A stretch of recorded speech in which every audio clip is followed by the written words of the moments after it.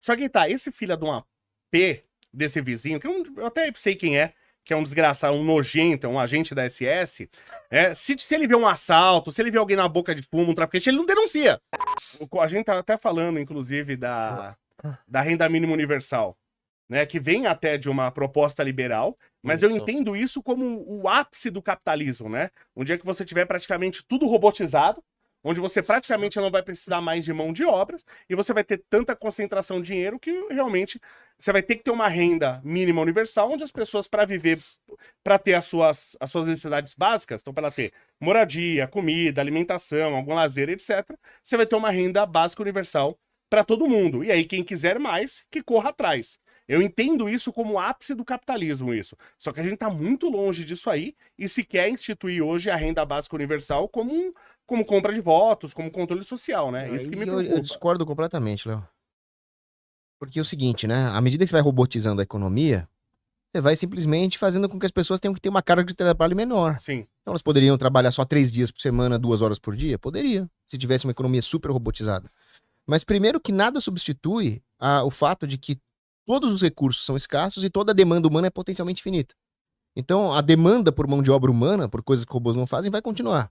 E mesmo que você tivesse num cenário distópico, assim, robôs que praticamente substituem o homem, e tivesse pessoas alienadas dessa economia, simplesmente eles teriam uma economia onde as pessoas trabalham manualmente sem os robôs para suprir as pessoas que não podem pagar pelas benesses produzidas pelos robôs. Só que se insere a renda universal nessa economia, você cria um incentivo perverso para pessoas viverem dessa renda universal sem trabalhar para suprir as pessoas que estão fora dessa economia, que é o que o Bolsa Família faz hoje, destrói a oferta na margem. Então não tem que ter auxílio de nada, tem que deixar rolar e acabou. Né? É como eu disse, eu vejo, é um futuro muito utópico mesmo, nesse limite, onde tem as máquinas fazendo tudo. E é o que aconteceu na Revolução Industrial. Por exemplo, os trabalhadores foram lá destruir teares, porque estava roubando os empregos deles, de confeccionar roupas. Só que antes dos teares, as roupas eram tão caras que esses trabalhadores eles não podiam comprar as roupas que eles fabricavam. Os teares, que eles fizeram? Despencaram o custo das roupas. Então, mesmo você gerando mais desemprego, mesmo com as pessoas talvez até ganhando menos, o menos que ele ganhava rendia mais. Porque o custo de vida vai para baixo. Isso, o custo. E é tão importante, porque as pessoas não querem tirar. Tem gente que tem horror a você mecanizar, a você robotizar. Só que o tear é uma coisa tão icônico, que acho que é uma coisa emblemática, né? Que foi meio que quase que o início dessa revolução industrial e tal. Mas o tear é tão icônico, não só por ter reduzido o custo de produtos tão básicos como a roupa, mas o tear é o que ele dá início, muita gente até não sabia disso, mas ele dá início a uma revolução computacional. Porque é o mecanismo do tear que é utilizado. Caramba. Pouca gente sabe disso, tá? Como que os teares funcionavam para você fazer o padrão de roupa? Então você tinha uma espécie de cartão furado e o cartão dizia se a agulha, se a linha subia ou descia. Então, se tinha um furo ou não, a linha subia ou descia, e a agulha passava por dentro, e a linha estava acima, estava abaixo e tal, ele ia criando padrões, inclusive desenhos. E esse sistema de cartão furado, que foi utilizado nos teares, que depois foi utilizado nos computadores. Eu cheguei a pegar o computador, lógico, eu não tenho idade para isso, mas eu peguei, foi velho, depois o computador de cartão furado. Então, esse princípio que foi utilizado no tear, depois foi utilizado na computação para processamento de dados. Então, olha só, importante, a tecnologia ela se conecta a diversas coisas. Eu, como professor, eu falava muito para os meus alunos que eles têm dificuldade de entender coisas de matérias diferentes. Então, você tinha um professor lá que ele dava, por exemplo, cerâmicos, materiais cerâmicos. Aí eu ensinava a metalurgia do pó. Né? Nos dois você trabalha com pó. Aí o aluno falava assim, pô, professor, mas o que o professor lá, Renato, falou sobre cerâmico vale? Aqui eu falei, gente... A natureza não faz distinção de matérias. A natureza é uma coisa só. A gente cria matérias diferentes para ter um professor especializado em cada coisa, mas a natureza não distingue matérias. Então as pessoas não percebem a conexão das coisas na evolução, que eu crio um tiar e esse tiar serve como base depois para uma revolução computacional. Então por isso que é importante a gente dar liberdade para as pessoas evoluírem. É até uma pergunta que eu faço para os comunistas, marxistas. Porque você tem idiotas, por exemplo, que me falam um absurdo de que lucro é roubo. Imagina o quão cretino, o quão imbecil você tem que ser pra falar que lucro é roubo. Então imagina... Um animal. Não, aí imagina o seguinte, eu faço uma empresa, eu sou um marxista. Eu acho engraçado, porque tem tanto marxista no mundo e ninguém nunca fez isso. Não tem um marxista empresário? É, isso que eu acho engraçado. Aí eu abro uma empresa, eu sou um marxista e falo, bom, como o lucro é roubo, todo lucro, tá? Todo lucro que eu tiver, eu vou distribuir para meus funcionários. Todo. Todo lucro. Então é uma empresa marxista, né? Eu não tenho lucro. Tudo está sendo distribuído pelos funcionários. Aí os funcionários estão trabalhando, eles recebem o salário dele e tal. Aí eu pego e falo assim, eu vou melhorar a minha empresa. Eu vou lá e invisto, compro máquinas, meus funcionários, eles vão trabalhar exatamente do mesmo jeito, só que eu, dono, aumentei a eficiência do meu processo, tá? Aumentei a eficiência do meu processo. E agora eu produzo muito mais com todos os funcionários fazendo a mesma coisa. E agora eu consigo ganhar muito mais. Se eu pegar esse dinheiro pra mim, que eu fiz essa melhoria, eu que aumentei a eficiência, se eu pegar esse dinheiro extra agora pra mim, agora eu passei a ser ladrão, já que lucro é roubo, quer dizer, eu tenho que fazer o quê? Ou eu vou trabalhando pra aumentar a eficiência e distribuir o dinheiro pros outros, que ninguém vai fazer isso. Ninguém. Ou se eu ganhar algum dinheiro, eu sou ladrão. Então fica claro porque o comunismo não funciona. E se você ainda der algum vacilo, você que acaba se ferrando, né? Não sempre, claro. Sempre. Agora, com o que o Léo falou, nós temos que tomar cuidado com um cara chamado Adam Smith. Por isso que eu não gosto de liberal. O Adam Smith, o pessoal fala que ele é o precursor do livre mercado, da economia capitalista. Não, ele é o precursor de Karl Marx. Tanto pelo valor teoria do valor trabalho, né? Que ele diz que o valor das coisas é o quanto você depositou de trabalho naquela coisa, não importa a utilidade do consumidor, isso é um absurdo. Quanto por essa ideia da mão invisível, que é muito perigosa. Então o pessoal fala, não, o empresário é ladrão, o lucro é roubo, é mais-valia, porque se não fosse o empresário, os trabalhadores teriam se organizado na firma e aí eles teriam tudo que eles produzem. Então por que não fizeram isso antes? Tá tudo passando fome. Não tem mão invisível. O que tem é a virtude do empreendedor, a coragem individual de montar a empresa, arriscar o capital que ele poupou, dispor esse capital num arranjo produtivo, tomar o risco, e isso dá uma oportunidade desse trabalhador que trabalha na firma ter a sua produção, né, o valor marginal do seu trabalho aumentado. Então, sim, o empresário, ele merece todo o lucro, sim. Deixa eu até te perguntar uma coisa, você que entende muito mais disso do que eu, Cogos. O pessoal cada hora me chama de alguma coisa na internet. Uma hora eu sou bolsonarista, outra hora eu sou MBL, outra hora eu sou ANCAP, outra hora eu sou liberal. Qual que seria a diferença, então, do ANCAP pro liberal? Primeiro que nós, ANCAPs, somos héteros, tá ok? Essa é a principal diferença. O liberal não é hétero. Nós ANCAPs, não violamos a lei de Gil, certo? Agora, falando bem sério, o problema é o seguinte, o ANCAP, ele defende a ética, ele defende a propriedade privada porque ela é ética. Ponto final. O liberal, ele não é um liberal no sentido econômico, vamos aumentar a liberdade econômica das pessoas, etc. Não.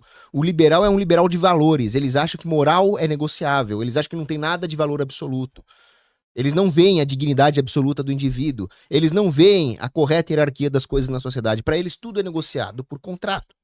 Então, o Estado, para o liberal, começa como um suposto contrato entre governantes e governados. Só que esse contrato de verdade nunca foi assinado. Porque para ser assinado precisaria ser como um contrato de verdade, onde os indivíduos assinam e são responsáveis pelo que assinaram. Agora, na cabeça do liberal, não. Há uma abstração de contrato social. Isso permite ao governante fazer o que quiser. Antes do liberalismo, o que você tinha? Não que fosse respeitado na prática, mas a ideia, a filosofia política pré-liberal, medieval, era a seguinte: você tem que ter o consentimento dos governados. Isso é o que a escolástica medieval falava. Depois veio o liberalismo, você não precisa mais ter a concretude da coisa, não precisa mais ter compromisso com os fatos. Você pode inventar o que você quiser, porque para o liberal a verdade é relativa, a moral é relativa, a beleza é relativa. Então eu invento que existe o contrato social e que tudo que o governante faz, todas as suas atrocidades, no fundo, foram acordadas com o escravizado. Isso é o que o liberal defende. Então quando você fala que certo é certo e errado é errado, por exemplo, aborto é errado. Por quê? Porque você está matando um bebê, porra, acabou. Ai não, mas veja bem o direito da mulher, aí vamos ver o quanto se liberar o aborto melhora ou não a economia, blá, blá, blá, blá, blá. Isso é o liberalismo. É um malabarismo mental. Então, mas aí quando você fala na questão do aborto, eu já conversei com vários ANCAPs e eu tenho algumas questões que eu não consigo enxergar viabilidade de existência. Então, por exemplo, a própria questão do contrato. né? Eu gosto, quando eu falo em sociedade, eu gosto muito de fazer analogia com, por exemplo, um condomínio. Então, quando você entra num condomínio, a princípio, a primeira pessoa que entrou, eu vou lá com a minha esposa e comprei um apartamento. Tem umas regras que eu aceitei. Eu aceitei. Uhum. Mas aí eu morri, minha esposa morreu, e aquele apartamento ficou para os meus filhos. Ele recebeu e, sem assinar nada, ele tem que aceitar aquelas regras. Mas ele é livre pra vender o apartamento e se mudar. Como você é livre para mudar de país? Mas tem uma diferença. Um condomínio, ele tem uma escala natural. Muito menor. Por quê? Porque ele não pode crescer arbitrariamente Sim. sem que ele tenha ali um custo marginal do novo terreno que ele está comprando, sem que ele atraia pessoas para comprar ou para alugar casa dentro desse condomínio. Então, o tamanho do condomínio, ele vai ser determinado por quanto ele é atraente em relação a todos os outros condomínios e moradias alternativas que existem. Sim. Então, existe nesse mercado liberdade de concorrência. Sim. Agora, não existe liberdade de concorrência entre estados. Os estados se impõem a revelia das pessoas pela força, roubam a propriedade delas, impõem regras que ninguém concordou, e aí fala, ah, você pode se mudar? Não, não é assim. Não, eu concordo plenamente com você, mas imagina o seguinte, se cada novo cidadão que nasce, a partir do momento que ele é instruído, que tem consciência, é instruído, ele vai ter que assinar um contrato para aceitar isso aí. Já vai ficar complicado, não tem, isso é inviável, isso não tem como fazer. Então, a única solução que eu vejo é diminuir o tamanho territorial dos estados. Por exemplo, você tem um Brasil dividido, vamos supor, cada estado vira um país. Vamos supor, cada estado no Brasil vira um país. Aí Isso é uma eu boa. aumento uma viabilidade disso. Eu não gostei de São Paulo, Minas tá melhor, eu vou pra Minas. Isso eu concordo plenamente com você. O separatismo e os estados menores teriam mais concorrência, disputariam mais moradores. Quanto menor, melhor. E Isso eu teria concordo. condição de a gente fazer benchmark, de eu testar coisas, que eu não posso testar as coisas, Mas coisas do mas Brasil. isso que você falou do separatismo, essa é a essência do anarcocapitalismo. A possibilidade de declarar secessão. Eu tenho o direito, a liberdade de me associar com alguém politicamente ou de Sim. me desassociar e é isso. Inclusive, eu sou a favor do seguinte, eu quero montar, a gente juntou uma cidade que seja. Então todo mundo naquela cidade, como, sei lá, tem os Amish lá nos Estados Unidos. Os caras pegam um terreno lá e eles ficam lá e vivem entre eles e acabou. Então você tem uma cidade, todo mundo ali concorda mais ou menos do mesmo jeito, e os caras falam, olha, a gente quer a independência da nossa cidade. Perfeito, isso eu concordo plenamente com você e esse é o caminho. Então, mas isso não é nem, isso não tá nem no rodapé do debate público. Não, na verdade isso é... Nós corremos até risco jurídico de falar o que nós falamos. Sim. Mas eu tô nem aí, cara. Eu vou falar essa verdade e pronto. E eu concordo plenamente. Isso aí tá fora do debate, tá fora da janela de Overton, que é a janela das opiniões políticas aceitáveis, debatíveis no mainstream, mas é o que tem que ser falado. Eu falo mesmo, eu sou contra a democracia, porque democracia pra mim é estupro coletivo. Eu sou contra o unitarismo, a imposição de um Estado centralizado, eu defendo o direito de secessão dos indivíduos. E isso que devia estar no debate público, mas o pessoal tá discutindo Todos. todos. Todos. É triste isso. A direita, você falou muito bem, Léo. A direita tá aí discutindo todes. E realmente tem que ser discutido, realmente a ideologia de gênero é uma coisa satânica, demoníaca, mas assim, quando a dona Alzira vai no supermercado, o problema dela não é todes. Sim. O problema dela é o preço do tomate. Eu tenho certeza que se eu tiver filho, ele não vai virar todes, ele não vai usar droga, mas assim, o meu problema é como é que eu vou pagar como é que eu vou sustentar? Como é que eu vou pagar a educação? Como é que eu vou pagar a saúde? Pagar um plano de saúde. Então, ideologia de gênero é uma coisa satânica, mas ela não me afeta imediatamente. A economia me afeta imediatamente. Sim, mas o problema é que eu acho que o principal problema que a gente tem no Brasil é o cultural. O cultural no sentido de como as pessoas pensam.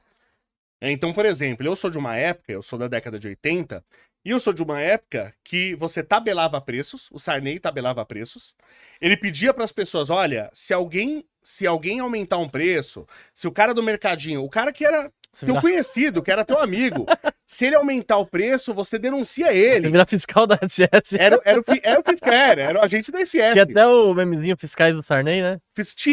Tinha bottom. É. Tinha bottom do fiscal do Sarney. O cara ia lá, ele denunciava o dono do mercadinho da esquina dele, o cara ia preso e o cara se orgulhava. Ele achava que ele tava fazendo um bem pro Brasil. Eu acho que esse cara que usava o botãozinho, ele é pior do que qualquer ditador que você possa imaginar. Então, eu discordo de você por quê? Porque ele não entendia o mal que ele estava fazendo. Isso que eu tô falando do problema cultural. Ele achava que ele estava fazendo bem. O que foi vendido para ele? E tem vídeo, inclusive do Mercadante na época, falando sobre isso. Então, era falado para as pessoas que o empresário, ele é malvado e ele aumentava os preços não porque a matéria-prima aumentou para ele, Porque se eu compro mais caro, eu tenho que vender mais caro, senão eu fecho a empresa, ou senão eu não vendo o produto, e o produto vai sumir das prateleiras, que é o que acontece em todo estado de esquerda.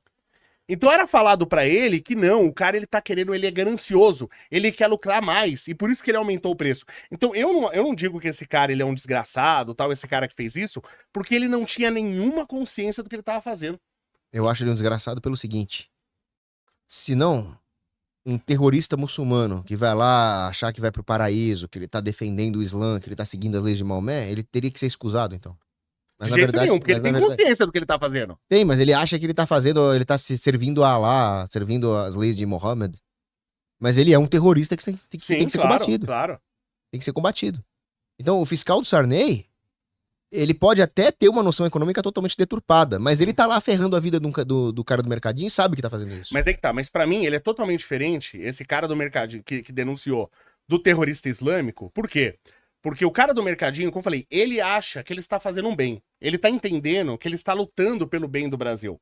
Tem muitos idiotas assim no Brasil, que ele tá fazendo mal e ele acha que ele está lutando pelo bem. Então ele tá fazendo algo errado, mas na cabeça dele ele está fazendo bem pras pessoas. Um muçulmano, qual vai ser a vantagem dele de matar crianças e violentar mulheres? Que ele vai morrer e ele vai ter 70 virgens no céu. Ele tá fazendo bem pra ele. Ele tá salvando só ele. Não, mas se você vê o que o Maomé, como é que o Maomé convenceu as pessoas a matar os outros povos, né? Ele falou, olha, os outros povos, se eles não se converterem ao Islã, eles estão condenando todos os cidadãos à perdição no inferno por não seguirem o Islã. Então vocês precisam ir lá, impor o Islã, se eles não aceitarem, você tem que matar eles. Então ele também acha que tá fazendo bem. E não tá, ele é um bandido. Sim. O terrorista é um bandido. Então, é o que o Olavo de Carvalho falava, né? Você tem uma relação muito íntima entre o intelecto desviado e a vontade desviada. Uma coisa é o cara não saber fazer uma conta de matemática. Agora, a burrice ética é maldade. A burrice ética é maldade. Então, o cara ferrar a vida do dono do mercadinho, pra mim, não é só uma burrice técnica, é uma burrice ética. Você não viu agora na pandemia que o pessoal tava caguetando quem tava trabalhando, cabeleireiro. Olha, também. Sim. Eu ia numa pizzaria clandestina. Pizzaria clandestina, você quer morrer. Pizzaria clandestina. Como é que uma pizzaria pode ser clandestina? Né? Pois é, Não faz nem a sentido. ditadura sanitária transformou atividades nobres É? em clandestinidade. Eu ia em academia clandestina, passava por baixo da porta ali. Mas aí, porra, é uma pizzaria maravilhosa. Que é. Acho que agora eu já posso falar, né? Não sei, melhor não. Dá pra- Melhor não. Não, melhor melhor fazer não uma falar. propaganda, É, não não falar. fala não, Depois eu porque... pergunto pro Mas dono. ela fica na rua tal. Fala não. Ela fica em Santo Amaro, é uma pizza que vem uma recheio dessa grossura Ai, ali. ai. Todo mundo já sabe agora. E, pô, nós íamos lá jogar conversa fora na pandemia, né? E você acredita que tinha gente na rua que denunciava? Aí eu falei, olha que filha da... O cara tem uma pizzaria na rua dele, que é o sonho da minha vida, é morar numa rua que tem uma pizzaria boa, Sim. e ela denuncia. Quer dizer, é um vagabundo o cara que faz isso. Denunciar um cara que tá trabalhando.